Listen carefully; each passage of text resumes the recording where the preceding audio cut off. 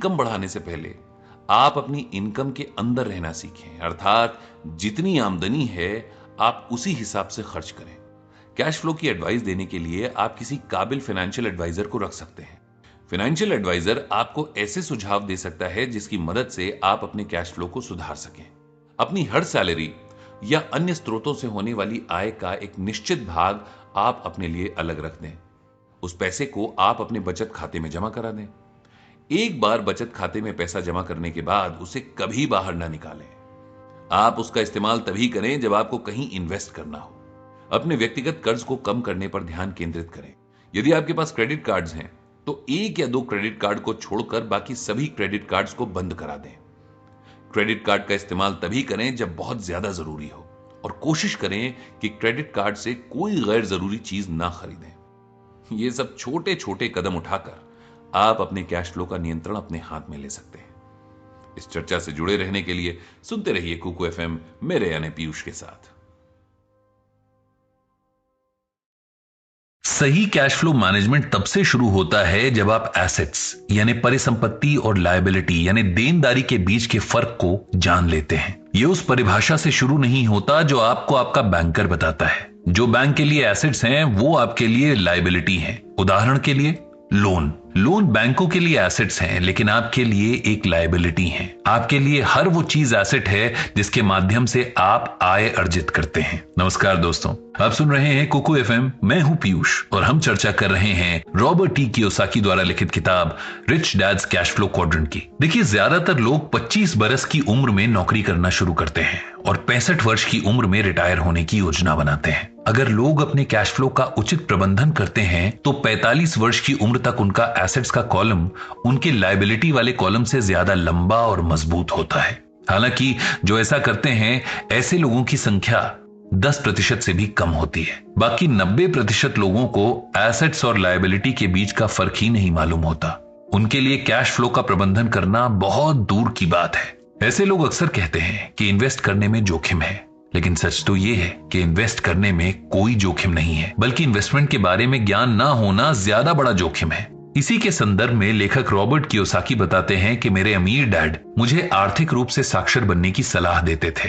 अब आर्थिक साक्षरता का मतलब ये नहीं है कि आप अंकों को अपनी आंखों से देखें, बल्कि आप अंकों को अपने दिमाग से देखें और समझें। आर्थिक साक्षरता से आपको यह ज्ञान होता है कि आपका पैसा किस तरफ प्रवाहित अर्थात जा रहा है, या आसान शब्दों में कहा जाए तो आपके कैश फ्लो का डायरेक्शन क्या है। आप अपने पैसे को कहां खर्च कर रहे हैं और कहां बचा रहे हैं। घर या प्रॉपर्टी एसेट्स भी हो सकते हैं और लायबिलिटी भी। सब कुछ इस बात पर निर्भर करता है कि कैश फ्लो की दिशा क्या है। अगर पैसा आपकी जेब में आता है तो घर एसेट है, अगर पैसा आपकी जेब से बाहर जाता है तो घर लायबिलिटी है। लेखक बताते हैं कि मेरे अमीर डैडी के पास आर्थिक बुद्धि की कई परिभाषाएं थीं। उनका कहना था कि हमें पैसे को एसेट्स में बदलने की योग्यता आनी चाहिए जिससे हमें कैश फ्लो मिलता रहे। उनका यह भी मानना था कि पैसे कमाने में कड़ी मेहनत करना और कमाते ही उसे तेजी से खर्च कर देना बुद्धिमानी का लक्षण नहीं है। हमें यह नहीं भूलना चाहिए कि अमीर व्यक्ति अपना प्रयास कड़ी मेहनत करने पर नहीं लगाते, बल्कि वे अपनी सारी मेहनत एसेट्स बनाने में लगाते हैं। अमीर व्यक्ति ऐसा फॉर्मूला ढूंढते हैं जिससे कड़ी मेहनत किए बिना कैश फ्लो बनता रहे और चलता रहे। इस आर्थिक बुद्धि की कमी के कारण कई शिक्षित लोग खुद को आर्थिक जोखिम की स्थिति में ले जाते हैं। ऐसे शिक्षित लोग हर महीने जितनी कमाई करते हैं ये उसी के बराबर या ज्यादा खर्च कर देते हैं। ऐसे लोग अर्थव्यवस्था बदल जाने पर भी खुद को बदल नहीं पाते और नौकरी की सुरक्षा को पकड़े रहते हैं। ऐसे लोग अक्सर चिंता तथा तनाव के कारण अपनी सेहत बर्बाद कर लेते हैं और यही लोग मन महसूस कर कहते हैं कि बिजनेस और इन्वेस्टमेंट जोखिम भरा है। भाई, बिजनेस और इन्वेस्ट करने में जोखिम नहीं है, बल्कि जोखिम तो आर्थिक रूप से कम शिक्षित होने में है। एसेट्स खरीदना जोखिम भरा नहीं है, बल्कि उन लायबिलिटीज को खरीदना जोखिम भरा है जिन्हें हम एसेट्स मानकर खरीदते हैं। अब देखिए, उदाहरण के लिए कार। हालांकि आज के समय में कार हमारे लिए बहुत बड़ी जरूरत बन चुकी है। अक्सर लोग कार को एसेट समझते हैं, लेकिन अगर सही मायने में देखा जाए तो कार एसेट ना होकर हमारे ऊपर लायबिलिटी है। ज्यादातर लोग लोन पर कार खरीदते हैं और हर महीने लोन की किस्त चुकाते हैं। लोग किस्त के अलावा कार में लगने वाले अलग खर्चे जैसे पेट्रोल और सर्विसिंग आदि का भी भुगतान करते हैं। इस तरह से कार हमारे लिए एसेट ना बनकर एक बहुत बड़ी लायबिलिटी बन जाती है। हालांकि ये उदाहरण देकर मैं आपको कार नहीं खरीदने का सुझाव नहीं दे रहा हूं। आप बिल्कुल कार खरीदें, लेकिन तब जब आपको एसेट और लायबिलिटी का फर्क मालूम हो जाए, आपका कैश फ्लो आपके नियंत्रण में हो और आप आर्थिक जोखिमों को समझते हो। अब आप खुद अपने शब्दों में जोखिम को परिभाषित कीजिए। यदि आप फिर भी ऐसा नहीं कर पा रहे हैं तो इसका मतलब है कि या तो आप जोखिम को पहचान नहीं पा रहे हैं या उसे परिभाषित नहीं कर पा रहे हैं। और इसके लिए आप किसी मेंटोर की मदद ले सकते हैं, अपने अखबार का बिजनेस पेज पढ़ सकते हैं, टीवी या रेडियो पर आर्थिक समाचार भी सुन सकते हैं, वित्तीय वेबसाइट देख सकते हैं, मैगजीन न्यूज़लेटर पढ़ सकते हैं, इन्वेस्टमेंट और आर्थिक शिक्षा संबंधी सेमिनारों में जा सकते हैं। ऐसा करके आप निश्चित ही आर्थिक स्वतंत्रता के मार्ग में आने वाले जोखिम को पहचान लेंगे। तो भाई ये था हमारा संक्षिप्त एपिसोड। आपको ये कैसा लगा हमें बताना मत भूलिएगा। हमें आपके कमेंट्स का बेसब्री से इंतजार रहेगा। आखिर कुछ इन्वेस्टर्स दूसरों से कम जोखिम लेकर भी बहुत ज्यादा पैसे कैसे कमा लेते हैं? आखिर वे ऐसी कौन सी तकनीकों को फॉलो करते हैं जिसे अपनाकर वो औरों के मुकाबले बहुत ज्यादा पैसे कमा लेते हैं? ज्यादातर लोग आर्थिक रूप से इसलिए संघर्ष करते हैं क्योंकि वे आर्थिक समस्याओं से बचते हैं। इसी के संदर्भ में लेखक रॉबर्ट कियोसाकी कहते हैं कि मेरे अमीर डैडी ने मुझे एक बहुत बड़ा रहस्य सिखाया था कि अगर तुम अपनी जिंदगी में बहुत सी दौलत हासिल करना चाहते हो तो बड़ी आर्थिक समस्याओं का सामना करो। नमस्कार दोस्तों, कुको एफएम पर मैं हूं पीयूष और हम चर्चा कर रहे हैं रॉबर्ट टी कियोसाकी द्वारा लिखित book Rich Dad's Cash Flow Quadrant के बारे में। शुरू के भाग में हमने इन्वेस्टर्स के 5 लेवल्स के बारे में विस्तार पूर्वक चर्चा की थी। इसी कड़ी को आगे जोड़ते हुए इस भाग में हम इन्वेस्टर्स के 3 और लेवल्स के बारे में चर्चा करेंगे। ये 3 लेवल हैं टाइप ए, टाइप बी और टाइप सी इन्वेस्टर्स। पहला लेवल है टाइप ए इन्वेस्टर्स। ऐसे इन्वेस्टर्स जो अपने फाइनेंशियल नॉलेज से दूसरों की फाइनेंशियल प्रॉब्लम्स को सॉल्व करते हैं, वो टाइप ए इन्वेस्टर्स की श्रेणी में आते हैं। इसको इस तरह से समझते हैं, मान लीजिए मेरी एक कंपनी है और मेरी कंपनी का आर्थिक घाटा हो गया है, तो ऐसे में टाइप ए इन्वेस्टर होने के नाते आप मेरी समस्या का निदान करने के लिए मुझे आर्थिक सहायता देते हैं, अर्थात मेरी कंपनी में इन्वेस्ट करते हैं और मुझे उस आर्थिक संकट से बाहर निकालते हैं। आमतौर पर ऐसे इन्वेस्टर्स की आर्थिक नींव बहुत मजबूत होती है। दूसरा लेवल है type B investors. Type B investors अक्सर कई तरह के सवाल पूछते हैं, जैसे मैं कहां इन्वेस्ट करूं, किस में इन्वेस्ट करूं, क्या रियल एस्टेट खरीदना चाहिए, कौन से म्यूचुअल फंड अच्छे हैं, मेरे माता पिता ने मुझे कुछ शेयर दिए हैं, क्या मुझे उन शेयर्स को बेच देना चाहिए, वगैरह वगैरह। ऐसे इन्वेस्टर्स अक्सर आर्थिक सलाह लेने के लिए दूसरों की तरफ देखते हैं। टाइप बी इन्वेस्टर्स को किसी अच्छे फाइनेंशियल एडवाइजर से सलाह लेकर ही इन्वेस्ट करना चाहिए, क्योंकि फाइनेंशियल एडवाइजर आपको टेक्निकल ज्ञान दे सकता है और टेक्निकल ज्ञान की मदद से आप अपनी जिंदगी भर के लिए फाइनेंशियल प्लानिंग कर सकते हैं। तीसरा लेवल है type C investors. Type C investors आर्थिक रूप से साक्षर नहीं होते हैं, उन्हें इन्वेस्टमेंट के बारे में ज्यादा ज्ञान नहीं होता है। ऐसे इन्वेस्टर्स मेंटोर की तलाश करते हैं जो उन्हें आर्थिक ज्ञान दे सके और सही आर्थिक मार्ग यानी फाइनेंशियल वे दिखा सके। अब सवाल यह उठता है कि क्या हम तीनों टाइप के इन्वेस्टर्स हो सकते हैं? इसका सकारात्मक जवाब देते हुए लेखक रॉबर्ट कियोसाकी कहते हैं कि हम सब कहीं ना कहीं तीनों टाइप के इन्वेस्टर्स के रूप में काम करते हैं। जब बात म्यूचुअल फंड या स्टॉक चुनने की आती है तो हम सब टाइप सी इन्वेस्टर्स बन जाते हैं। जब हम अपनी आर्थिक समस्याओं के लिए किसी प्रोफेशनल से हल मांगते हैं, उस वक्त हम टाइप बी इन्वेस्टर्स बन जाते हैं।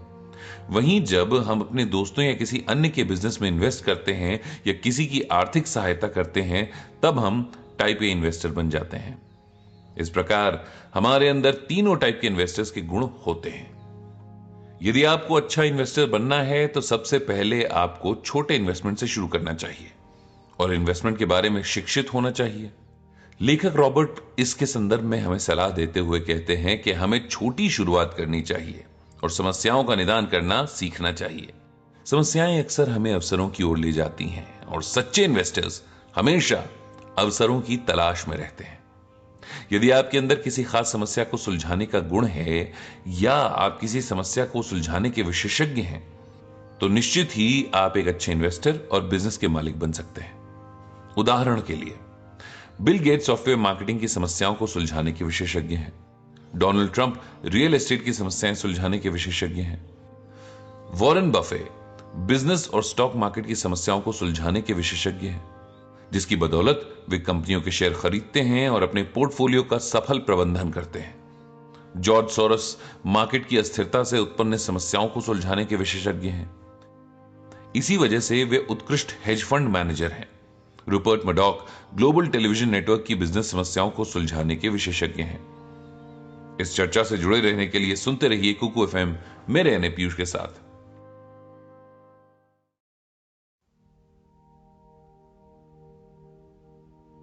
अक्सर हम ऐतिहासिक स्थलों पर घूमने जाते हैं, लेकिन ज्यादातर ऐतिहासिक स्थलों के बारे में हमें संपूर्ण जानकारी नहीं होती है। संपूर्ण जानकारी के लिए हम गाइड को हायर करते हैं। गाइड से हमें ऐतिहासिक स्थलों के बारे में पूरी जानकारी मिलती है और हमारा मार्गदर्शन होता है। मार्गदर्शक या मेंटोर वो होता है जिसे किसी विशेष विषय में संपूर्ण जानकारी हो और जो हमें बता सके कि क्या महत्वपूर्ण है और क्या नहीं। नमस्कार दोस्तों, कुकू एफएम पर मैं हूं पीयूष और हम चर्चा कर रहे हैं रॉबर्ट टी कियोसाकी द्वारा लिखित किताब Rich Dad's Cash Flow Quadrant की। लेखक रॉबर्ट कहते हैं कि मेरे उच्च शिक्षित यानी गरीब डैडी सोचते थे कि ऊंची तनख्वाह वाली नौकरी पाना और अपने सपनों का घर खरीदना महत्वपूर्ण है। उनका यह मानना था कि अपना सारा कर्ज सबसे पहले चुकाना चाहिए और हर इंसान को संसाधनों के भीतर गुजारा करना चाहिए।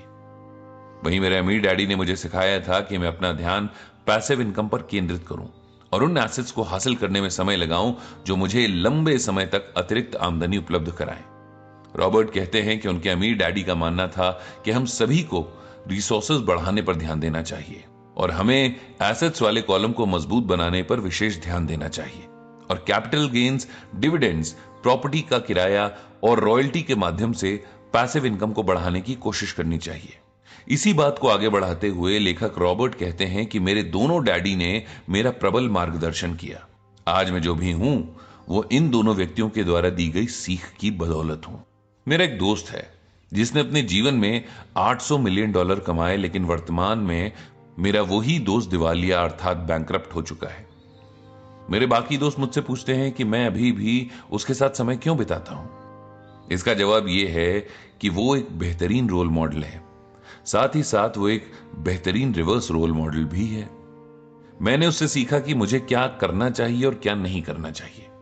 चूंकि रॉबर्ट अपने दोनों डैडी को अपने जीवन का सबसे बड़ा मार्गदर्शक मानते हैं, तो रॉबर्ट की माने तो उनके दोनों डैडी आध्यात्मिक थे, लेकिन पैसे और आध्यात्मिकता के विषय में दोनों का नजरिया अलग था। गरीब डैडी का मानना था कि अधिक धन की इच्छा या अपनी आर्थिक स्थिति सुधारने की इच्छा गलत है। वहीं दूसरी तरफ अमीर डैडी मानते थे कि लालची होना और आर्थिक रूप से साक्षर ना होना गलत है। दूसरे शब्दों में कहें तो अमीर डैडी ये नहीं मानते थे कि पैसा बुरी चीज है। उनका मानना था कि पूरी जिंदगी पैसों का गुलाम बनकर काम करते जाना और व्यक्तिगत कर्ज में फंसे रहना बुरा है। अमीर डैडी मानते थे कि जो लोग पैसे के लिए कड़ी मेहनत करते हैं, लंबे समय तक कर्ज में डूबे रहते हैं और अपनी आमदनी से ज्यादा खर्च करते हैं, वे अपने बच्चों के लिए खराब रोल मॉडल्स बन जाते हैं। रॉबर्ट की माने तो बहुत सी आर्थिक समस्याएं इसलिए उत्पन्न होती हैं क्योंकि लोग फालतू की चीजों के मालिक बनना चाहते हैं।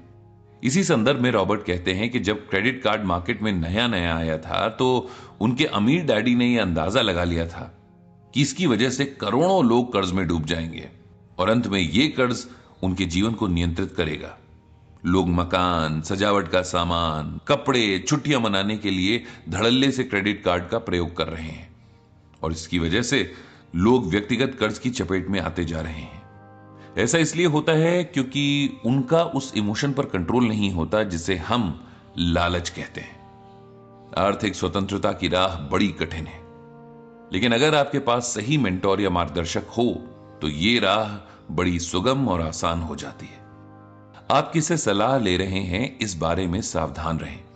अगर आप कहीं जाना चाहते हैं तो उस व्यक्ति की सहायता लेना बेहतर है जो पहले वहां जा चुका हो या रह चुका हो। उदाहरण के लिए, अगर आप अगले साल माउंट एवरेस्ट पर चढ़ने का निर्णय लेते हैं तो जाहिर सी बात है आप किसी ऐसे व्यक्ति से सलाह लेंगे जो पहले माउंट एवरेस्ट पर चढ़ चुका हो। लेकिन बात जब आर्थिक पहाड़ों पर चढ़ने की आती है तो ज्यादातर लोग उन लोगों से सलाह लेते हैं जो खुद आर्थिक दलदल में फंसे रहते हैं। इसीलिए आप अपने मेंटोर या मार्गदर्शक का चुनाव सावधानी से करें। बिजनेस और इन्वेस्टमेंट दोनों क्षेत्रों में ऐसे व्यक्ति को खोजें जो आपको सही तरीके से मार्गदर्शन दे सके। आप रोल मॉडल और रिवर्स रोल मॉडल दोनों खोजें ताकि आप दोनों से सीख सकें, क्योंकि आर्थिक रूप से स्वतंत्र होने के लिए सीखना बहुत जरूरी है। इस चर्चा से जुड़े रहने के लिए सुनते रहिए कुकू एफएम मेरे यानी पीयूष के साथ। जब चीजें हमारे मनचाहे तरीके से नहीं होती हैं तो हम अक्सर निराश हो जाते हैं। निराश होना मनुष्य की स्वाभाविक प्रवृत्ति है। हमें हमेशा ये याद रखना चाहिए कि हर निराशा के अंदर समझदारी का एक मोती छुपा होता है। कहने का तात्पर्य यह है कि हमें निराश और हताश होकर बैठना नहीं चाहिए, बल्कि निराशा को सकारात्मक तरीके से लेकर आगे बढ़ना चाहिए। नमस्कार दोस्तों, कुकू एफएम पर मैं हूं पीयूष और आज हम चर्चा कर रहे हैं रॉबर्ट टी कियोसाकी द्वारा लिखित किताब Rich Dad's Cash Flow Quadrant की। अपने जीवन के उतार चढ़ाव को याद करते हुए लेखक रॉबर्ट कहते हैं कि जब मैंने मरीन कोर में नौकरी छोड़ी तो मेरे अमीर डैडी ने सलाह दी कि मैं कोई नौकरी करूं, और ऐसी नौकरी जो मुझे बेचना सिखा सके। वे जानते थे कि मैं बहुत शर्मीले स्वभाव का हूं। 2 साल तक मैं अपनी कंपनी का सबसे खराब सेल्समैन था। मेरी स्थिति ऐसी थी कि मैं किसी डूबते हुए आदमी को जीवन बीमा पॉलिसी भी नहीं बेच सकता था। मेरा शर्मीलापन सिर्फ मुझे परेशान ही नहीं करता था, ये उन ग्राहकों को भी परेशान करता था जिन्हें मैं सामान बेचने की कोशिश करता। 2 साल तक मैं प्रोबेशन पर रहा। रॉबर्ट की माने तो वे अपनी असफलता के लिए दूसरों को दोष देते रहते थे, जबकि उनके अमीर डैडी इसे बिल्कुल अलग तरीके से देखते। अमीर डैडी का मानना था कि दोष वो लोग देते हैं जिनके अंदर कोई काबिलियत नहीं होती है। जो लोग सचमुच अपनी जिंदगी में आगे बढ़ना चाहते हैं वे निराशा से घबराते नहीं हैं, बल्कि उससे सीखते हैं और सीख कर आगे बढ़ते हैं। रॉबर्ट अपनी जिंदगी के बारे में बताते हुए कहते हैं कि सेल्समैन के रूप में काम करते हुए उन्हें अक्सर निराशा हाथ लगती थी, लेकिन वो ये जानते थे कि अगर उन्हें बेचने का गुण सीखना है तो उन्हें निराशा के दर्द का सामना करना होगा। बेचना सीखने यानी सेल्स की प्रक्रिया में उन्होंने एक बेहतरीन सबक सीखा कि निराशा को लायबिलिटी के बजाय एसेट में कैसे बदला जाए। अक्सर हम ऐसे लोगों से मिलते हैं जो किसी नए काम में हाथ डालने से घबराते हैं क्योंकि वो निराशा से डरते हैं। उन्हें डर होता है कि वो गलती कर देंगे या लोग उन्हें अस्वीकार कर देंगे। जिस तरह हर समस्या में एक अवसर छुपा होता है, ठीक उसी तरह हर निराशा में ज्ञान का एक अनमोल रत्न छुपा होता है। रॉबर्ट के हिसाब से उनके अमीर डैडी का यह मानना था कि बेवकूफ ही ये उम्मीद रखते हैं कि हर चीज उनके मनचाहे तरीके से होगी। निराशा का मतलब हारना नहीं होता। इसका मतलब यह होता है कि जो आप चाहते थे, जो आपकी योजना और रणनीति थी, चीजें उसके अनुसार नहीं हुई। निराश होकर बैठने की बजाय आप अपनी योजना और रणनीति का दोबारा आकलन करें और फिर से कोशिश करें और आगे बढ़ें। कई बार हम ऐसे लोगों से भी मिलते हैं जिनके पास बिजनेस के बेहतरीन आइडियाज होते हैं। उनका रोमांच लगभग 1 महीने तक रहता है, फिर निराशाएं उन्हें घेरने लगती हैं। जल्दी ही उनका रोमांच खत्म हो जाता है और आप उन्हें सिर्फ ये कहते सुनते हैं, आइडिया तो बढ़िया था पर काम नहीं आया। गलती करने और निराश होने या किसी चीज में असफल होने का सबसे दर्दनाक पहलू यह नहीं है कि दूसरे लोग हमारे बारे में क्या कहते हैं। सबसे दर्दनाक पहलू तो यह है कि हम खुद के प्रति बहुत ज्यादा कठोर हो जाते हैं। गलतियां करने वाले अधिकांश लोग अक्सर खुद को कोसते रहते हैं। वे खुद को भावनात्मक रूप से बुरी तरह प्रताड़ित करते हैं। अक्सर ऐसा देखा गया है कि जो लोग मानसिक और भावनात्मक रूप से खुद के प्रति कठोर होते हैं, वे जोखिम लेने, नए आइडियाज को अपनाने या किसी नए काम का प्रयास करने के बारे में बहुत सावधान रहते हैं। अगर आप अपनी व्यक्तिगत निराशाओं के लिए खुद को या किसी दूसरे को दोष देते हैं तो आपके लिए कोई नई चीज सीखना बेहद मुश्किल होगा। हम हर चीज पहले से ही नहीं जान सकते हैं। हम अक्सर तभी कोई चीज देखते हैं जब हमें उसे सीखने की जरूरत पड़ती है। इसीलिए आप नई चीज सीखने से डरे नहीं और निराशा की उम्मीद रखें। निराशा को गले लगाते जाएं और आगे बढ़ते जाएं।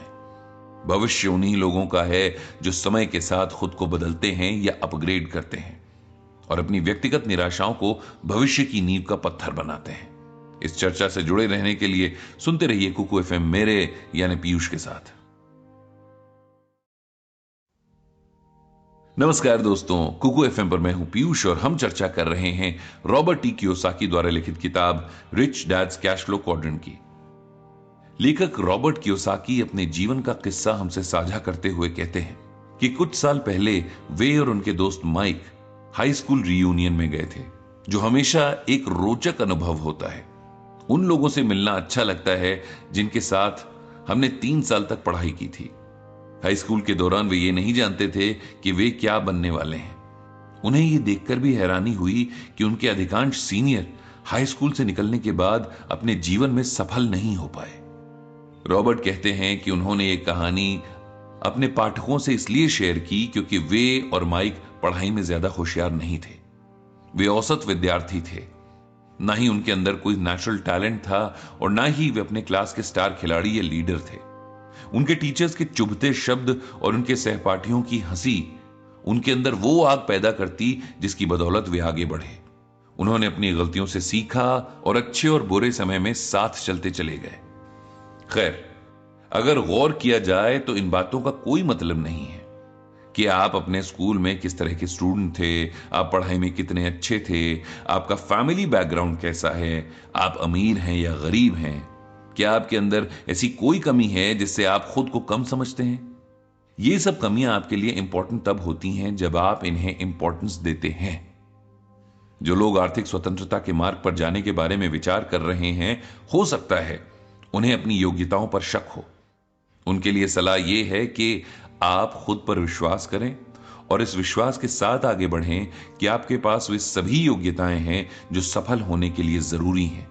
ईश्वर ने सबके अंदर कुछ न कुछ प्रतिभा या गुण डाले हैं और इन प्रतिभाओं को निकालने के लिए हमें संकल्प, इच्छा शक्ति और गहरी आस्था की आवश्यकता होती है। आपके अंदर यह आस्था होनी चाहिए कि आप जीनियस हैं और आपके पास एक अनूठी प्रतिभा है। पैसा उन लोगों के पास नहीं रुकता जिन्हें खुद पर यकीन नहीं होता। इस बात को समझाने के लिए रॉबर्ट हमें बताते हैं कि किसी क्लास या व्यक्ति को कैश फ्लो क्वाड्रेंट समझाने के बाद वे उन्हें कुछ पल का समय देते हैं ताकि वे अपने अगले कदम के बारे में निर्णय ले सकें। पहले तो वो ये निर्णय लें कि वो किस क्वाड्रेंट में हैं। फिर उनसे यह भी पूछा जाता है कि अगर वे अपना क्वाड्रेंट बदलना चाहें तो वे किस क्वाड्रेंट में जाना चाहेंगे। कुछ लोग देखते हैं और कहते हैं कि वे जहां हैं खुश हैं।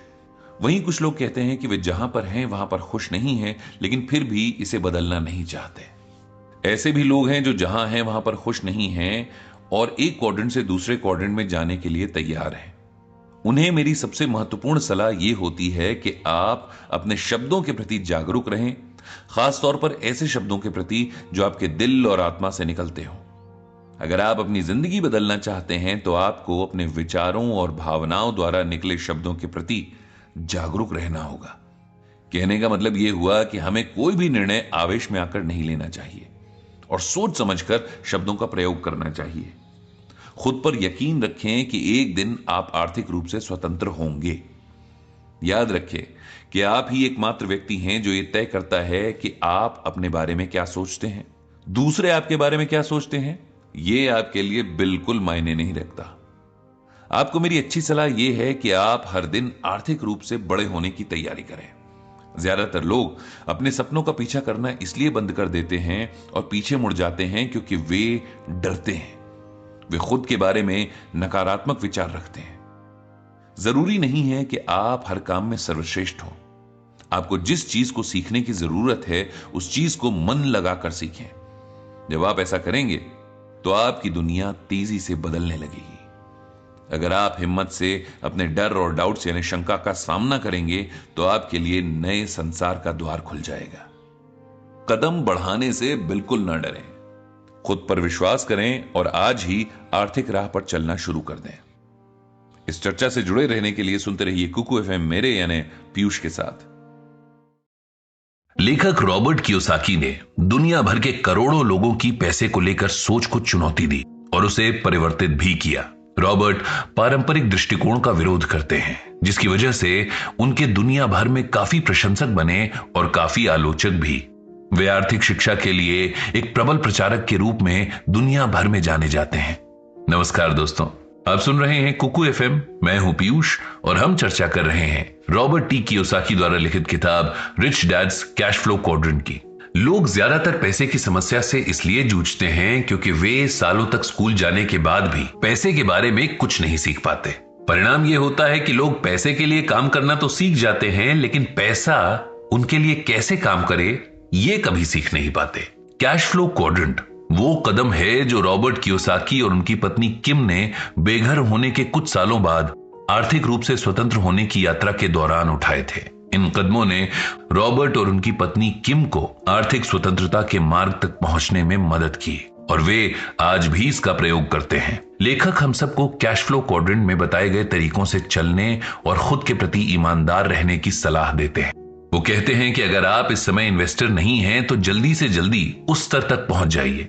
इसका अर्थ यह हुआ कि आप बैठकर एक योजना बनाएं और अपनी खर्च की आदतों को किस तरह नियंत्रित करेंगे इसका लेखा जोखा करें। अपने कर्ज और लायबिलिटी को न्यूनतम करें, अपने संसाधनों के भीतर रहें और फिर उन्हें बढ़ा लें। आप ये पता लगाएं कि कितना इन्वेस्ट करके आप अपने आर्थिक लक्ष्य तक पहुंच सकते हैं। आप किस स्तर का जीवन जीना चाहते हैं और उसके लिए आपको हर महीने कितने पैसों की जरूरत होगी।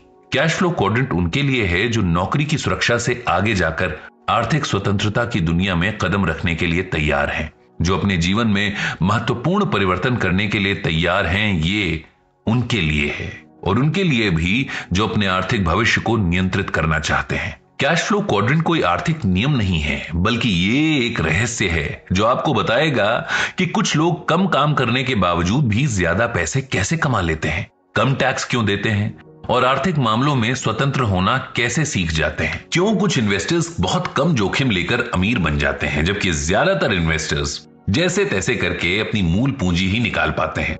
क्यों ज्यादातर लोग नौकरी दर नौकरी भटकते रहते हैं जबकि कुछ लोग नौकरी छोड़कर अपना खुद का बिजनेस बनाने में सफल होते हैं। अंत में लेखक कहते हैं कि कैश फ्लो क्वाड्रेंट किताब में मैंने आपको इन्वेस्टर्स के 5 लेवल्स के बारे में इसलिए बताया ताकि आपको अपने बारे में कई जानकारियां मिल सकें, जैसे आप कौन हैं, आपकी रुचियां क्या हैं और आप अंततः क्या बनना चाहते हैं।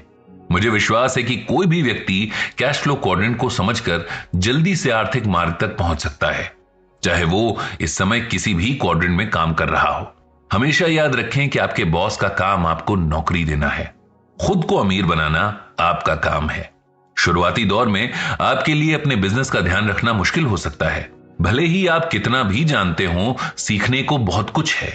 सीखना जीवन भर चलने वाली प्रक्रिया है और शुरुआत में सीखना थोड़ा मुश्किल होता है, लेकिन अगर एक बार आप संकल्प ले लें तो उसके बाद आर्थिक स्वतंत्रता की यात्रा आसान हो जाती है। ये यात्रा बिल्कुल भी मुश्किल नहीं है, इसमें बस थोड़ा कॉमन सेंस और ज्ञान की जरूरत है। तो ये थी हमारी Rich Dad's Cash Flow Quadrant किताब पर चर्चा। हम आशा करते हैं कि आपको हमारी ये चर्चा पसंद आई होगी। आप हमें कमेंट्स के माध्यम से अपने सुझाव दे सकते हैं। आपके कमेंट्स का हमें बेसब्री से इंतजार रहेगा।